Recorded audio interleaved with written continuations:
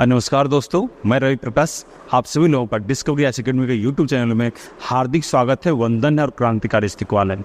आज हम लोग फिर करंट के नए सेशन में जुड़ रहे हैं और करंट के महत्वपूर्ण 10 प्रश्न आपके लिए लेके आया हूँ। ये सभी महत्वपूर्ण 10 प्रश्न आपके आगामी सभी परीक्षाओं, बीपीएससी में हो, बिहार दरोगा हो, बिहार शिक्षक बहाली हो और अन्य परीक्षाओं में भी काफ़ी महत्वपूर्ण है। इसी कड़ी में आज हम लोग जो है चैनल में बढ़ते हैं और करंट सेशन को देखते हैं। साथ ही साथ आपके लिए यह भी सूचना महत्वपूर्ण है, मैं बार बोल रहा हूं कि अपनी संस्था का एक ऐप लॉन्च हो रहा है 3 से 4 तारीख के बीच में, और उस ऐप को कैसे आप लोग जुड़ेंगे इसके बारे में वीडियो के लास्ट में बताऊंगा। चलिए हम लोग शुरू करते हैं क्वेश्चन के बारे में। चलिए आज हम लोग देखेंगे फर्स्ट क्वेश्चन क्या है। क्वेश्चन है विश्व बैंक ने भारत भर में सरकार द्वारा संचालित संस्थाओं में तकनीकी शिक्षा को बढ़ाने का समर्थन करने के लिए कितने मिलियन अमेरिकी डॉलर के ऋण को मंजूरी दी है। इसका उत्तर होगा दोस्तों 255.5 मिलियन। इसका उत्तर होगा 255.5 मिलियन। सर देखिए दोस्तों, कल कुछ यूट्यूब पर हमारे कमेंट आए थे कि सर आप आंसर को ज़्यादा हाईलाइट कर दीजिएगा, तो मैं आज उस आंसर को मैं ज़्यादा हाईलाइट कर दूंगा और पेन के सेक्शन को ही मैं मोटा कर दे रहा हूं ताकि आपको जो है पूरा स्पष्ट और मोटे रूप से आपको यह दिखे।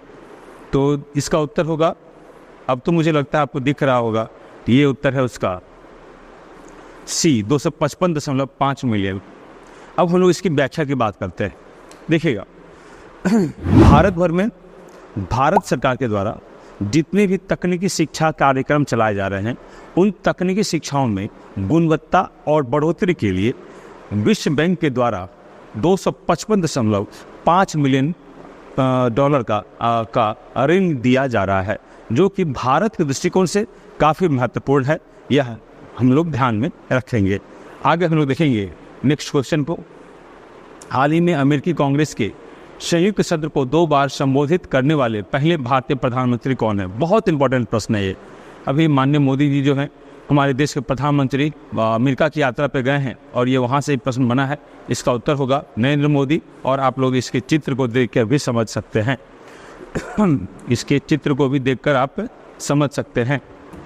देखिएगा क्या है, अमेरिकी कांग्रेस के संयुक्त सत्र वहाँ पे 2 सदन हैं। उन्हीं संयुक्त सत्र को, दोनों सदनों के सत्र को उन्होंने संबोधित किया है और ऐसा करने वाले प्रथम भारतीय प्रधानमंत्री बने हैं। आपको यह भी मैं बताते चलूँ, पूरे विश्व में इनसे पहले एक व्यक्ति ही मात्र किए हैं, वो है इजराइल के बेंजामिन नेतान्याहू।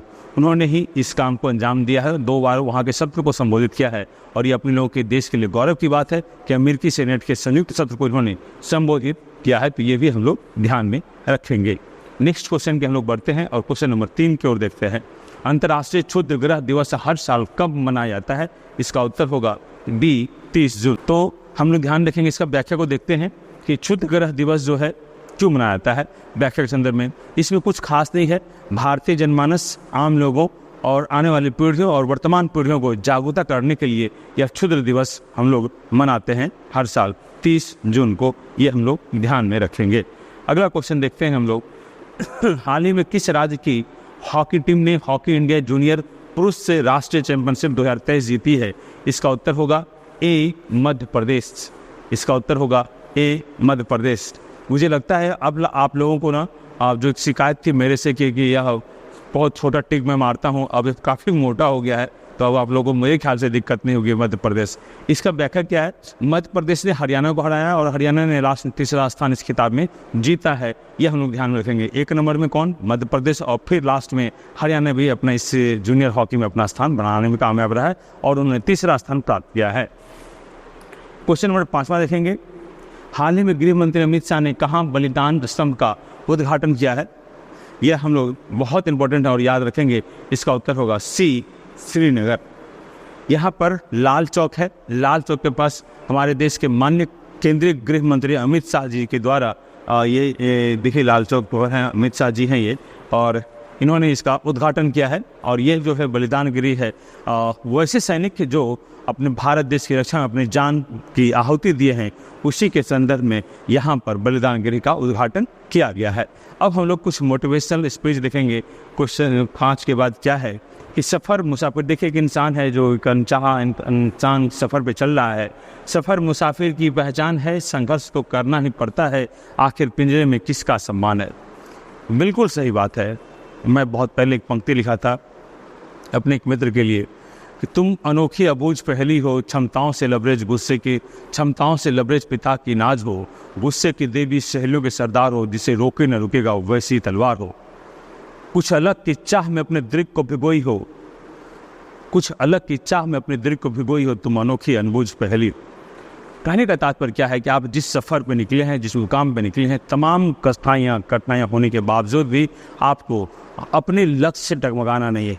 आपको अपने आप को किसी पिंजरे में, किसी सोच के अंदर में कैद करके नहीं रहना है, उससे बाहर निकलना है, उससे बाहर निकल कर देखना है। तो आप पाएंगे कि जीवन बहुत खुशनसीब है, बहुत अच्छी है। इसी कड़ी में हम लोग आगे बढ़ते हैं। आज के मोटिवेशनल स्पीच के बाद, हाल ही में लॉन्च हुए नॉलेज शेयरिंग प्लेटफॉर्म किसकी एक पहल है? इसका उत्तर है भारतीय राष्ट्रीय राजमार्ग प्राधिकरण का। देखिए यहाँ पर लिखा हुआ है NHAI का है। ये नॉलेज शेयरिंग से संबंधित क्या है? ये भी हमारे राष्ट्र के युवाओं से संबंधित है। इसीलिए यह पूछा गया है कि नॉलेज शेयरिंग प्लेटफॉर्म किससे संबंधित है? तो भारतीय राष्ट्रीय राजमार्ग प्राधिकरण से संबंधित है। क्वेश्चन नंबर हम लोग 6 देखेंगे। हाल ही में किस टेलीस्कोप का उद्घाटन उपयोग करके इंटरसेटलर अंतरिक्ष, बहुत इंपॉर्टेंट है ये, में एमिनो एसिड ट्रिप्टोफैन का खोज किया है? इसका होगा स्पिट्ज़र टेलीस्कोप। ये देखिए ये है। इसके माध्यम से जो है ना अंतरिक्ष की दुनिया में एमिनो एसिड का जो खोज करने की बात की जा रही है, उसको देखने की बात की जा रही है, वो इसी से हो रहा है। यह भी हम लोग ध्यान में रखेंगे। क्वेश्चन नंबर 7 के बाद क्वेश्चन नंबर 8 पर हम लोग रुख करेंगे। हाल ही में सरमत मिसाइल किस देश के द्वारा विकसित किया गया है? इसका उत्तर होगा रूस।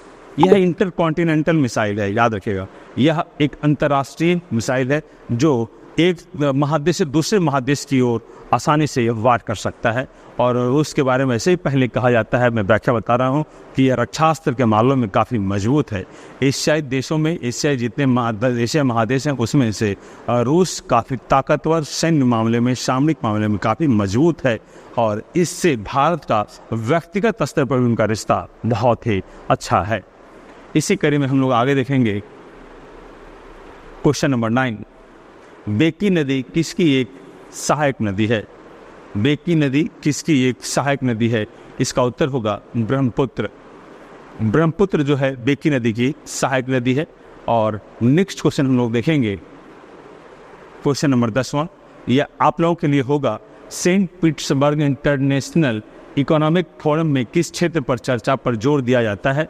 यह आपके लिए प्रश्न है, आप लोग इसका उत्तर दीजिएगा।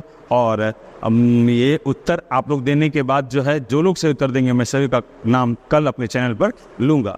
साथ ही साथ कल जो प्रश्न मिला था उस प्रश्न का हम लोग उत्तर भी देखेंगे, और साथ ही कितने लोगों ने सही आंसर दिया वो भी देखेंगे।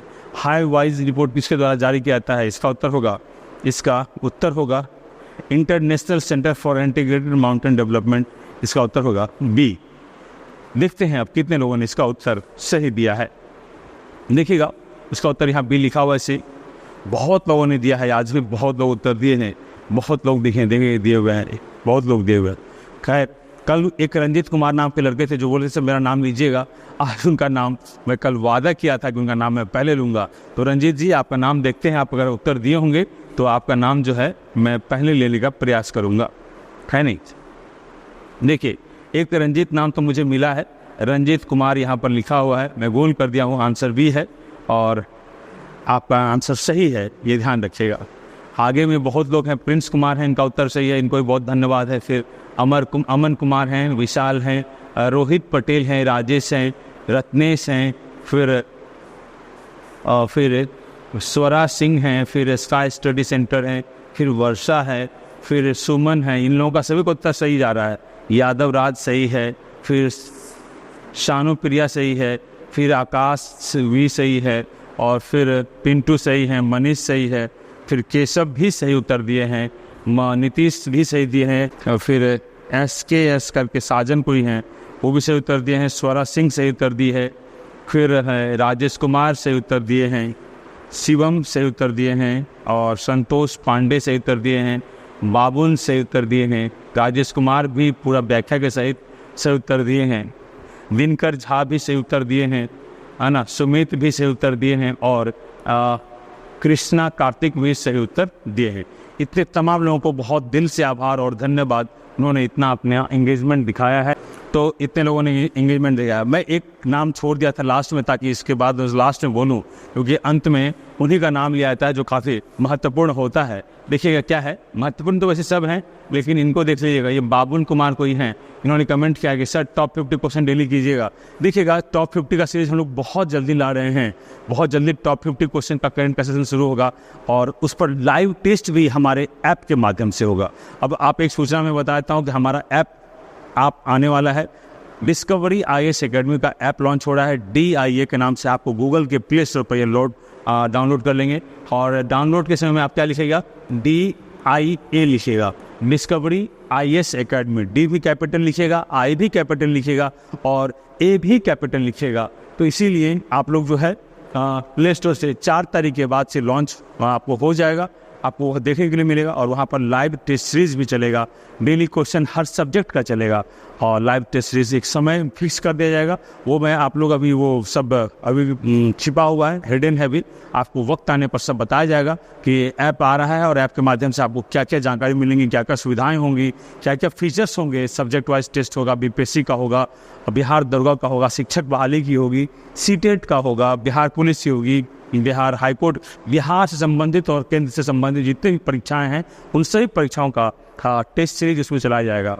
साथ ही साथ एक और बहुत इन्फॉर्मेटिव सूचनाएं आपके लिए है कि रीजनिंग का भी उसमें एक टैब होगा, और उसमें भी आप कोर्सेज कर सकते हैं। ये हमारी तरफ से सूचना है, और मैं समय के साथ आपको सब बताता चलूँगा। एक बात ही सब कुछ बता देना, डिस्क्लोज करना, रिवील करना सही नहीं है। समय के साथ हम सब बताते चलेंगे। साथ ही साथ मित्रों, आप ये भी याद रखिएगा कि हिस्ट्री का जो लेक्चर आने वाला है उसका मैं समय कल डिस्क्लोज नहीं किया था, आज मैं डिस्क्लोज कर देता हूँ। हिस्ट्री का जो वीडियो क्लास लेक्चर का डेली आएगा वो शाम के 6 बजे अपलोड हो जाएगा। शाम के 6 बजे आप देखेंगे, वहाँ पर वो आपको हिस्ट्री का एक लेक्चर वीडियो आपको डेली मिलेगा। आप वहाँ से क्लास को पूरी तरह से कर सकते हैं।